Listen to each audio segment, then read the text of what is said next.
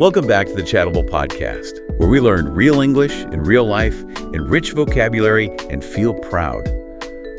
Think about the last time you laughed so hard you just couldn't breathe. Oh, man. Yeah, the best feeling. Right. But in the late 1800s, people wouldn't just say you were amused by a joke. They would literally say you had structurally failed. You broke. Which is such a wild way to frame an emotion. It really is. Yeah. So today in this episode, we're exploring the hidden mechanics of English by looking at two highly visual, very physical idioms that describe completely different types of endings. Yeah, we're essentially looking at the sudden, involuntary rupturing of a serious face on one hand, and then on the other, the permanent, very calculated conclusion of a lifelong identity. Exactly. And it perfectly sets the stage for our first phrase, which is crack up. Right. Because when we hear the word crack, the immediate association is like a pane of glass fracturing or maybe a concrete foundation splitting. Yeah, a physical break. But applying that to human emotion is just such a brilliant leap. It really is. And, to understand why we use it, we kind of have to look at the neurology and, the sociology of laughter. Okay, lay on it. So to crack up basically means to suddenly burst into intense, uncontrollable laughter. But the historical origin, this goes back to the late 19th century, it relies entirely on this idea of a solid surface buckling under immense pressure. Oh, wow. Okay, so like a literal wall. Exactly. Think about what happens in a social situation where you are absolutely not supposed to laugh. Oh, like a really solemn meeting or, a quiet classroom. Right. You are holding a completely serious expression, what we often call a poker face. And in this linguistic metaphor, that stoic exterior is literally a smooth, solid brick wall. And maintaining that wall requires, actual physical exertion. You're clenching your jaw, you're controlling your breathing, forcing your eyes to stay focused. Precisely. You are physically holding back a cognitive reaction. So when someone says something hilarious, it creates this sudden spike of psychological tension. And it just builds up. It does. The pressure of trying to suppress that reaction builds and builds against your quote-unquote wall, and eventually the cognitive surprise of the humor just completely overwhelms your physical ability to suppress it. So the serious exterior cracks. You got it. It cracks, and all the laughter spills out. Your brain is basically releasing the tension through a physical rupture. Which totally explains why we don't use crack up for, a polite chuckle or a mild smile. Oh, definitely not. Because a chuckle isn't a rupture, right? It's just a slight leak. Yeah. You need that violent release of pressure for a true crack up. Yeah, that's a great way to put it. I always picture it like this massive hydroelectric dam bursting. You're sitting there doing everything in your power to keep the water back. You're holding it. But then a tiny hairline fracture forms in the concrete. Yes. And suddenly, boom, the dam completely gives way. The water floods the valley. And you're just laughing hysterically. You're entirely at the mercy of the physics. That suddenness of the release is really the defining characteristic of the phrase. It's an event that happens to you. You don't, choose to crack up. Right. You're conquered by the humor. Exactly. And honestly, it takes a highly specific skill set to be the wrecking ball that destroys someone else's dam like that. Oh, for sure. Looking through the sources, there's this fantastic example involving the comedian Chris Tucker. Oh, yeah, I love this one. Right. He apparently possessed this incredibly rare talent for making celebrities just completely crack up. Yeah. And specifically, someone as notoriously private and guarded as Michael Jackson. Which is saying something because Michael Jackson was incredibly media trained. Exactly. But whether they were doing interviews, standing on stage, or just existing in everyday life, Chris Tucker would just break him. Michael Jackson is honestly the perfect subject for that example because his public persona was like the ultimate reinforced fortress. He was so calculated about how he presented himself. Right. So for Chris Tucker to bypass all of that armor and just force a structural failure of that serious persona, it really highlights the power of the idiom. It does. And grammatically, it shows how flexible the phrase is in daily use, too, because you can make someone crack up functioning as a verb. Right. Right. Like if you have a friend who is just an incredible storyteller, you might say, every time Jordan tells that story about his catastrophic first driving lesson, he makes the entire dinner table crack up. Exactly.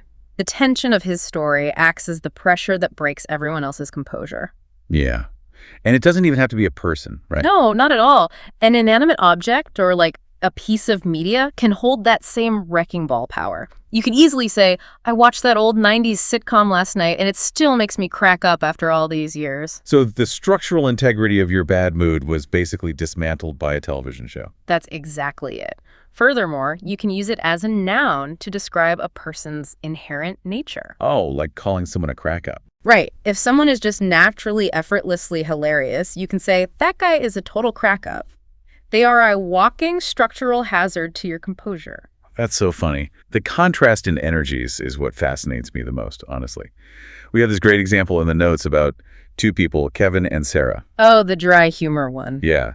The sentence is, Kevin has such a dry sense of humor that he can make Sarah crack up without even cracking a smile himself. The visual of that is just brilliant. Right.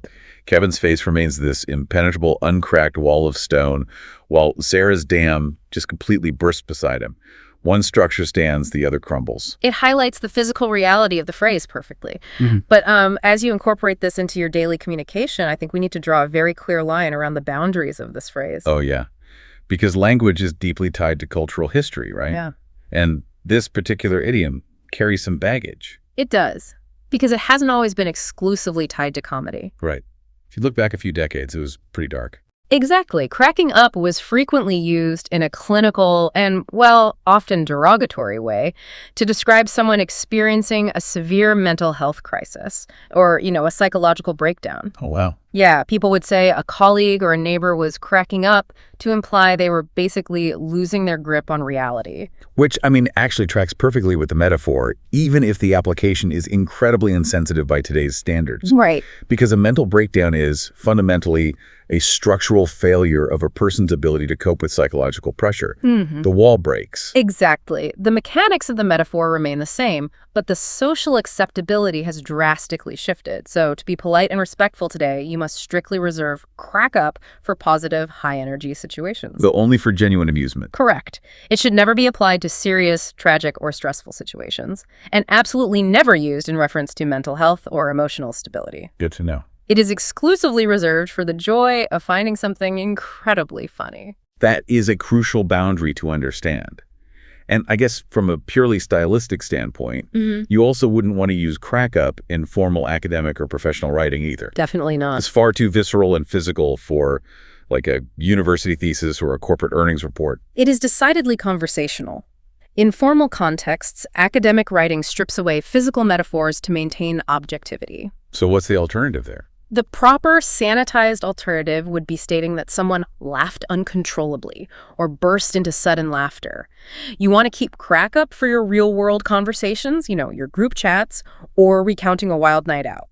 Got it. So if cracking up is about the sudden, explosive, and often involuntary loss of control, the flip side of that linguistic coin is about taking ultimate solemn control over an ending. Which is a huge pivot. It is.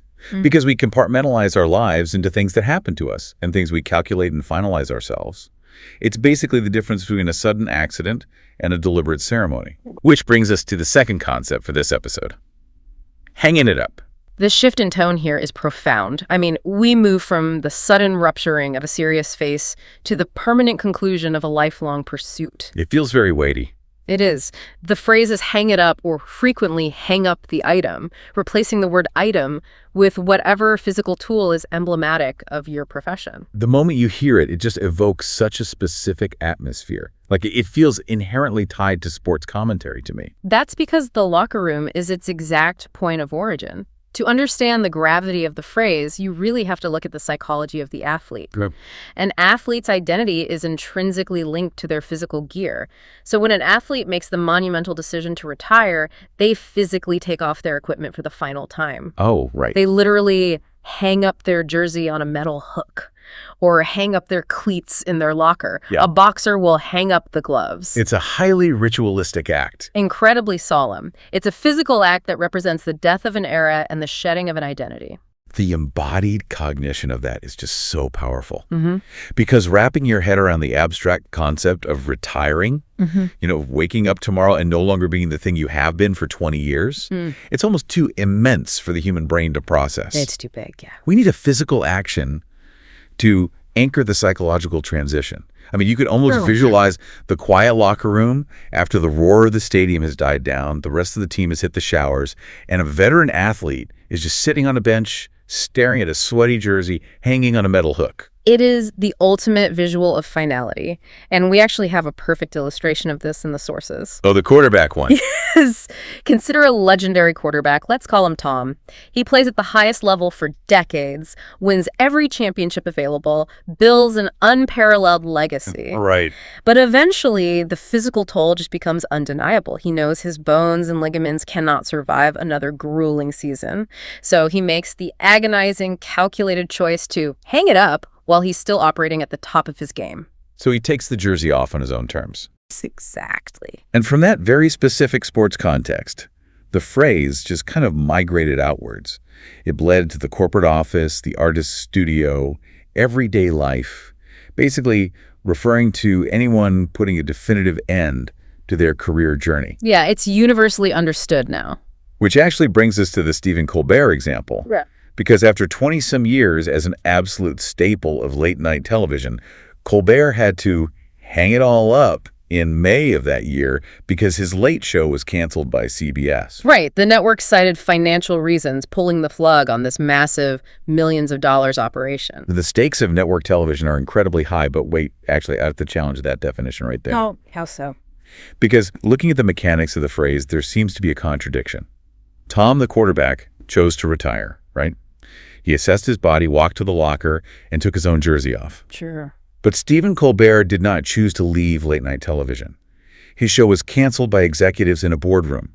He was forced out by circumstances entirely outside of his control. That's a fair point. So does hanging it up still apply if network executives are essentially dragging you away from your locker against your will? Okay, that is a phenomenal distinction to make. And it exposes a very subtle, often misunderstood nuance of the idiom. So I'm onto something. You are. Yeah. Because the answer is yes, it absolutely still applies. Hanging it up does not strictly require the decision to be a voluntary surrender. Oh, really? Yep. Whether you choose to walk away gracefully on your own terms, like Tom, or you are ousted by financial cuts, network cancellations, or just unexpected life events, the phrase still functions perfectly. Interesting. So the phrase doesn't actually care who initiated the ending. It only cares that the ending is absolute. Correct. It signifies that the metaphorical season of that specific work, whether it was an athletic career, a beloved television production, or a decade-long business venture, is officially and permanently over. So the tools of the trade are going on the hook, regardless of whose hand placed them there. Exactly. The locker is empty either way. Wow, that makes the phrase feel even heavier, honestly. It's about the undeniable reality of finality. It really is. Which naturally brings the question of scale and scope. Because if this phrase carries the weight of shedding an entire identity, there have to be strict rules about when you can and cannot deploy it, right? There absolutely are. Hang it up demands a massive, significant conclusion. It is strictly reserved for the end an epic journey. Okay, so you can't just throw it around casually? No, you cannot dilute the phrase by applying it to minor daily inconveniences or temporary pauses. So if I just survived a brutal, chaotic hour-long Zoom meeting with terrible audio, I can't close my laptop and say, well, I'm hanging it up. I mean, you can, but it's not correct. You definitely cannot use it for that. Darn. Nor can you declare you are hanging it up simply because you are exhausted from doing the household dishes on a Tuesday night and just want to go to bed. Oh, come on. Dishes are exhausting. True, but using it for temporary fatigue feels completely disproportionate. It's almost comical. The phrase is strictly reserved for big picture life transformations. You don't hang it up for the night, you hang it up for good. Okay, so retiring from Tuesday night dishwashing is off the table. But the sources do provide two excellent examples that perfectly demonstrate the required scale. Oh, yes, the biology teacher. Yeah, the first is Mrs. Robinson.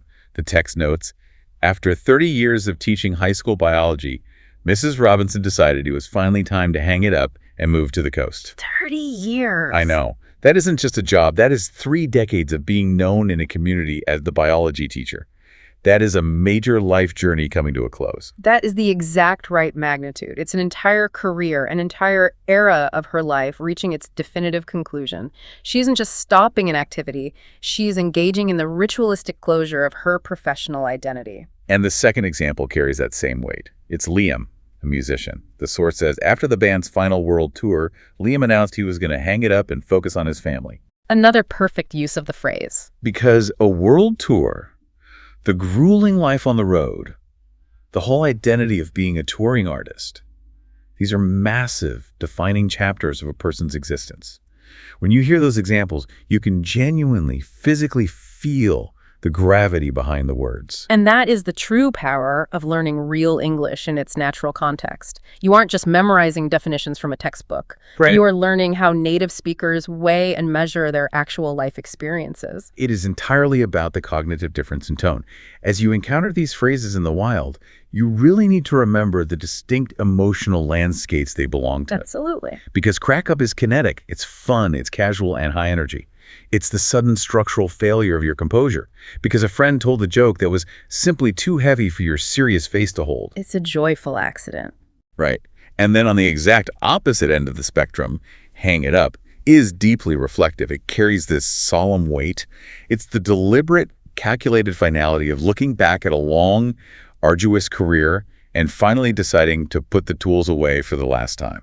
That's a beautiful summary. And, if we pull back and look at the broader implications of what we've discussed today, I want to leave you with a final provocative thought to kind of turn over in your mind. Ooh, I love a good final thought. We've spent this entire episode analyzing how deeply, profoundly physical the English language is. We take the most elusive, abstract concepts of the human experience. Like emotions. Right. The sudden internal spark of finding something amusing, or the complex, multi-layered psychological transition of leaving a career. And we only truly understand them by mapping them onto physical actions. It's like we anchor the invisible mind to the visible world. Exactly. We need to vividly imagine a solid brick wall fracturing under pressure, or a sweat-stained jersey being solemnly placed on a cold metal hook to truly grasp the visceral feeling of these moments. It's wild when you think about it like that. It really makes you wonder what other abstract ideas, fears, or deeply held beliefs in your own life do you secretly picture as physical objects? Oh, wow. Yeah. What invisible emotions are you unknowingly treating like architecture or physical tools? Recognizing those hidden visual metaphors isn't just a step in mastering a language, it's a step toward understanding how your own mind organizes reality. That is a phenomenal question to carry with you as you navigate conversations this week. Start looking for the hidden architecture in the words people use. Absolutely. Thank you so much for joining us for this episode. Keep listening, keep analyzing the physical weight of the words you speak, and as always, keep learning real English in real life. Catch you next time.